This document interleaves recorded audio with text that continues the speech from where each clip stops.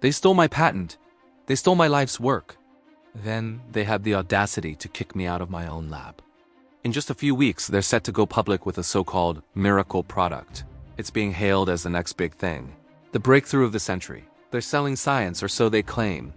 What they don't know is that on my last day, I made a little adjustment. I swapped the active ingredient in every single vial, every single batch, with a harmless, invisible tracer. A tracer that just so happens to glow brilliantly under any UV light. They think they're about to launch a revolutionary formula. I am about to prove to the entire world that what they really selling is just colored water. This wasn't just about theft. It was a betrayal of trust, a betrayal of science itself. My former partners, people I considered friends, pushed me out and slapped their names on my research. They saw dollar signs where I saw a chance to make a difference. They wanted to rush it to market, cutting corners I wasn't willing to cut.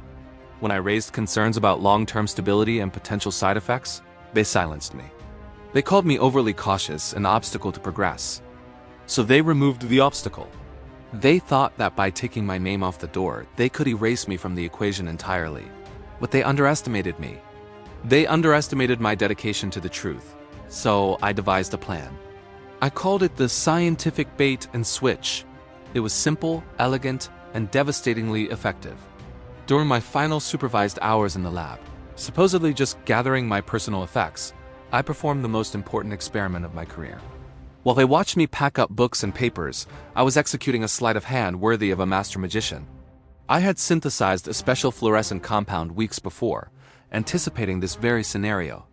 It was biochemically inert, completely safe, but designed to bind to the base liquid of the formula and remain stable indefinitely. It was my insurance policy. One by one, I replaced the core catalytic enzyme in their production vats with my tracer.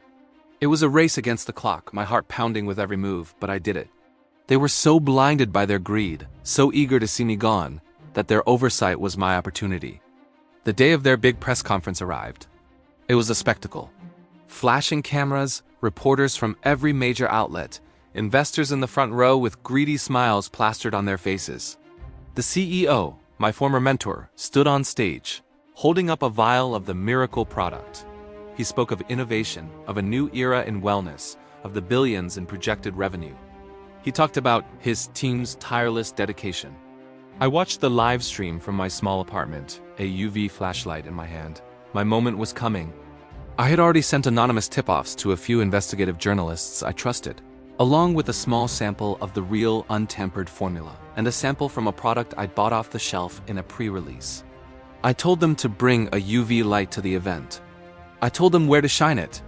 As the CEO finished his grand speech and opened the floor for questions, a journalist in the back raised her hand. "Sir," she said, her voice cutting through the applause, "I have a question about the product's actual composition." The CEO's smile tightened. He wasn't expecting this. The journalist continued, "We have reason to believe that the product being sold to the public is not the same as the one described in your patent filing. In fact, we believe it contains no active ingredient at all." The room went silent. The CEO scoffed, calling it a baseless accusation from a competitor. That was the cue. The journalist switched on a powerful UV torch and aimed it at the vial in his hand. A stunning electric blue light erupted from the liquid, bathing the CEO's shocked face in its glow. A collective gasp echoed through the hall. Then, other reporters, the ones I had tipped off, turned on their own UV lights, pointing them at the display products lining the stage. The entire stage lit up like a nightclub, a beautiful, damning constellation of my glowing tracer.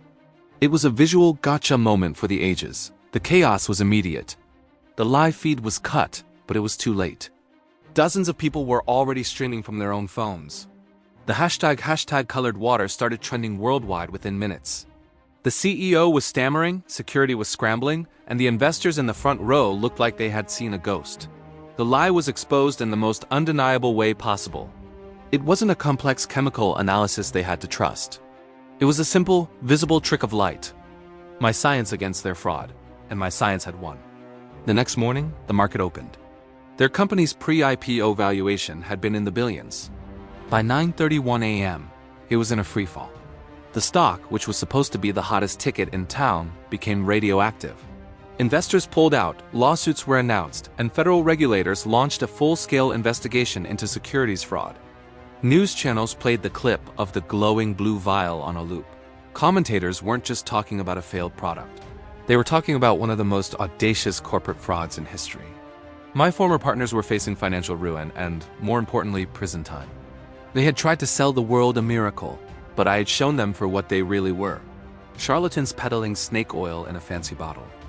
As for me, I didn't get my patent back, not right away. The legal battle is just beginning. But I got something more important: the truth. I exposed their lies and protected countless people from being scammed. I upheld the integrity of the scientific process they tried to corrupt. From my small apartment, watching their empire crumble, I felt a sense of justice that no amount of money could ever buy.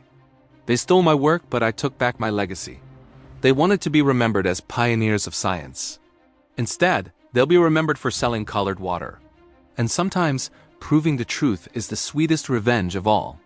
I've since been contacted by a legitimate research firm, one that values ethics as much as innovation. They read about what happened. They saw my work, the real work. We're now developing the original formula, the right way, with proper testing and transparent methods. The real miracle product is coming, and this time it will actually be based on science, not just a light show. Thank you for watching this story unfold. If you believe in the power of truth and integrity, make sure to like this video and subscribe to the channel for more updates. Your support means the world. See you next time.